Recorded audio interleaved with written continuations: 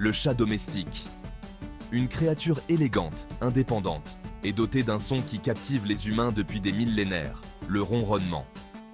Cette douce vibration, émanant d'un félin satisfait, semble être une simple expression de plaisir. Mais est-ce vraiment aussi simple? Et qu'en est-il de leurs cousins sauvages? Les lions, ces rois de la savane, partagent-ils ce son apaisant? La réponse, comme souvent dans la nature, est à la fois complexe et fascinante. Le ronronnement, bien que paraissant simple, témoigne du parcours évolutif unique de nos compagnons félins. Il parle d'un monde de communication au-delà de nos oreilles humaines. Un langage murmuré, en vibration, et ressenti au plus profond de l'âme féline. Le ronronnement est souvent associé au bonheur, signe d'un chat à l'aise et satisfait.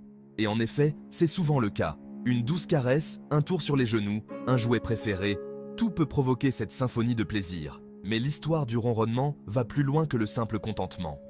Des études ont montré que la fréquence du ronronnement d'un chat, généralement comprise entre 25 et 150 Hz, correspond à des fréquences connues pour favoriser la guérison.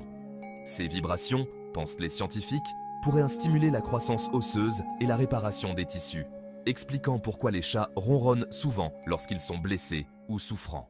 Bien que souvent signe de contentement, le ronronnement peut aussi être un moyen de communication en période de stress ou de peur.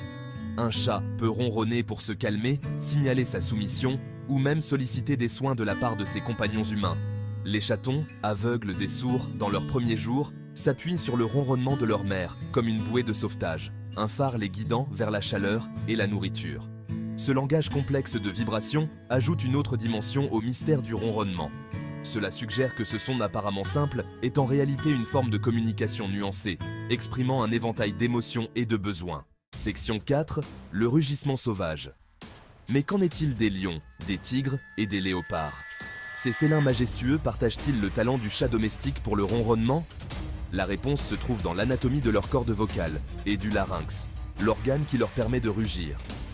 Les lions, ainsi que d'autres grands félins, possèdent un larynx spécialisé qui permet le rugissement profond et résonnant qui résonne à travers la savane.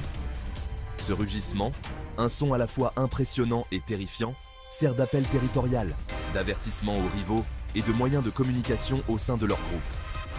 La structure de leur larynx les empêche cependant de produire le son continu et basse fréquence d'un ronronnement. Section 5. Un lien unique. Le ronronnement reste donc une caractéristique unique des petits félins, un don que leur a légué l'évolution. C'est un son qui a forgé un lien puissant entre les humains et leurs compagnons félins, un doux rappel de la nature sauvage qui se cache sous la surface de ces créatures domestiquées. En écoutant le grondement apaisant d'un chat qui ronronne, nous avons un aperçu d'un monde au-delà du nôtre, un monde de vibrations subtiles et de communication non verbale.